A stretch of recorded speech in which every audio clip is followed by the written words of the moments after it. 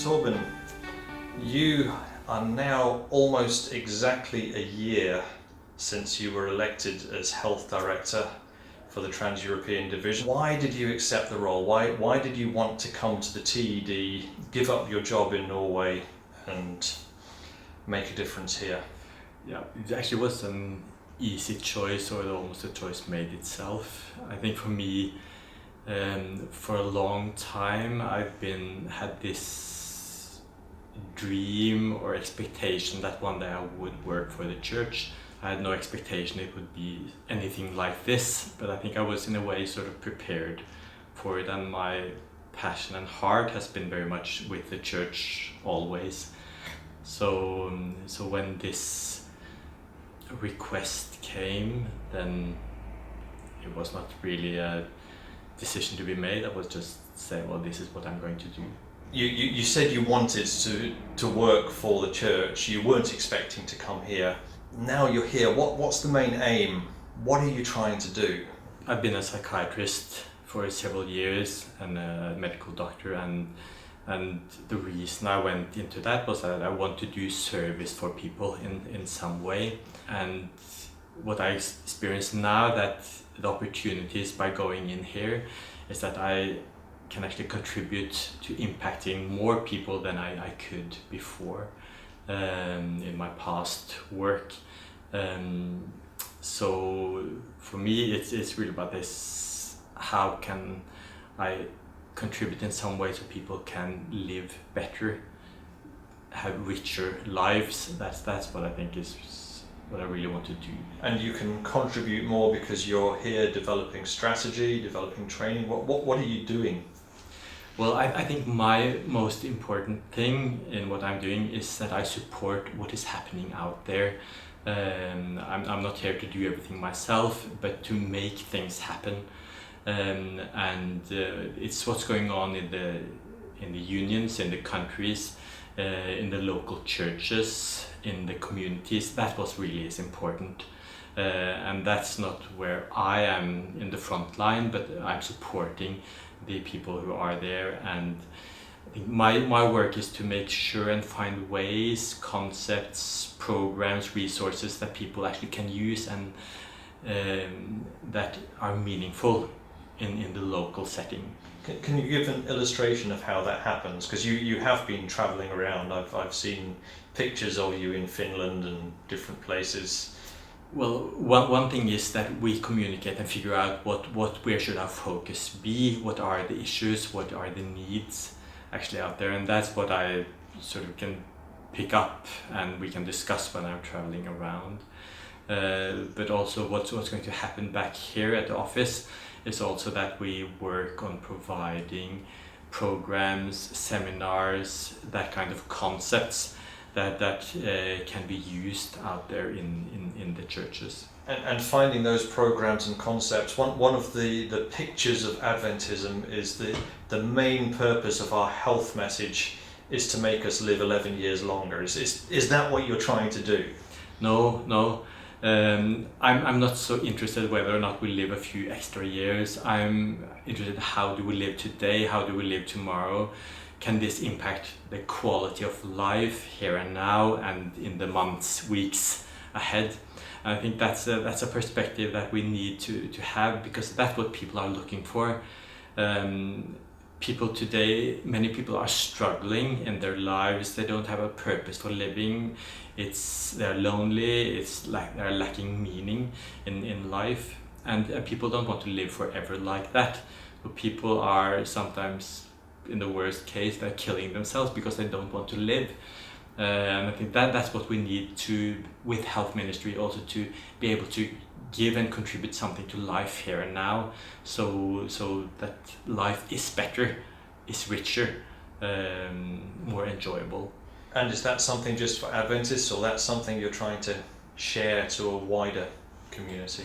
I think that we as an Adventist have a lot of potential for improvement on our enjoyment and richness of life, and I think we have to experience what the health message can do for us. Also, if we're going to really communicate well, with enthusiasm, with passion to others, then we have to have experience ourselves on this. But for sure, it's also what we can do for others, the way we can help others. And like Ellen White said, that the health message is really about lessening the suffering in the world, and there's a lot of suffering today in the world, and that's why we have the health message. Now, this is the first time that the Trans-European Division has had a full-time health director, but you found that it's not just sitting in your room looking after your area of health, but you've gone across the corridor, you've talked to Patrick about ministers. What were you aiming at there? Well, we have a concern about how our pastors are doing, not only professionally but also personally. How, to what extent are they actually enjoying life? Is work causing them problems?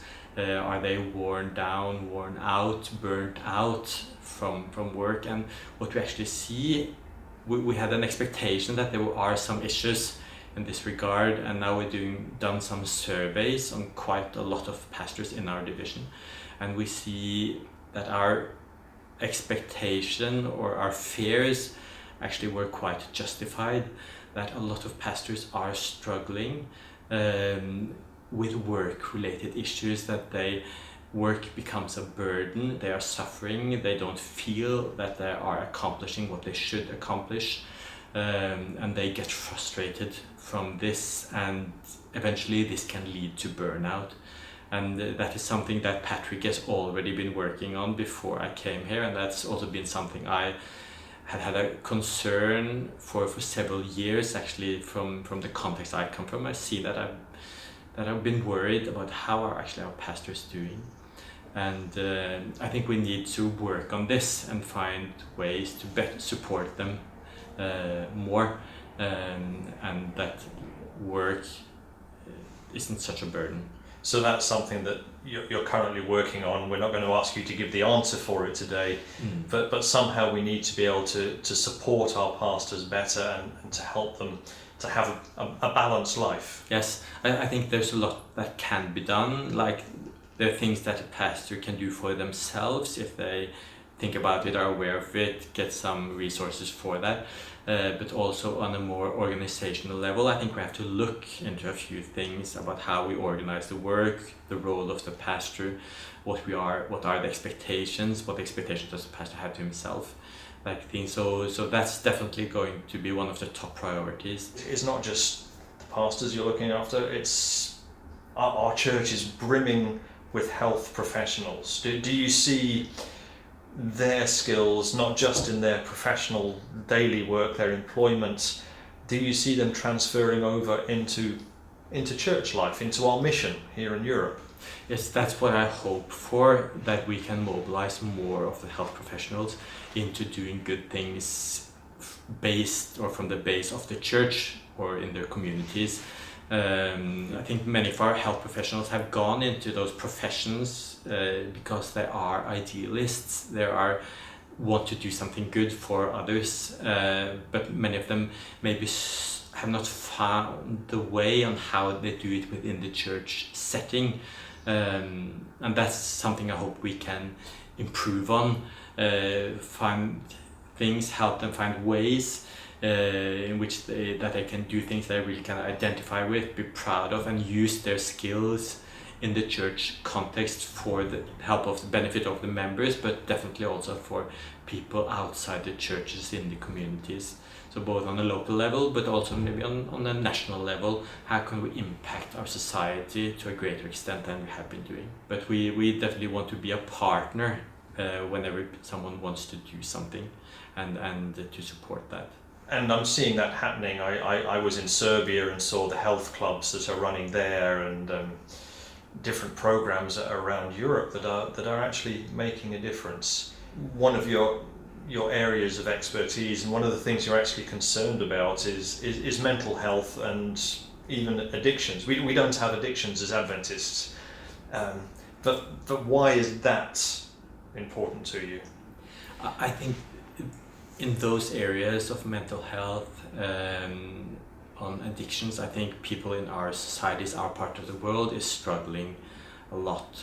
mental health issues, people struggle with them from an early age, and there's a huge burden of mental disorders, mental diseases that people are carrying through the whole life, and also within our churches. We see that now when I go around traveling, there's a huge need. People are craving more understanding, more knowledge about these things. But also with addictions, I think for sure we have those issues in our churches also, but we have to think about it in a broader sense. We're not just talking about alcohol or tobacco, that things that we maybe used to focus on, but today I think as activity, being busy all the time, I think a lot of people in our society, and Adventists also, we are addicted to busyness. That's what we're allowed to do as Adventists, isn't it? Yes. Occupy till I come. We have to be busy. Well, we think we have to be busy all the time and be productive all the time, but the problem is if we are busy all the time, then we don't have time to rest, regenerate, and that's when we are taking time off, then valuable things, important things happen. Our brain needs time off, needs to rest, and if we don't have rest, our productivity will eventually drop also. So the quality of what we do improves if we take sufficient time to rest, and that's what the Sabbath is all about. And that's why we need to rediscover the Sabbath principles for ourselves, but definitely out for people in the society also. People are stressed out, they're busy all the time, and they're suffering really because of this. Torben Bergland, thank you very much for talking to us, and God bless you in the ministry that you've chosen to take on here in the Trans-European Division. Thank you.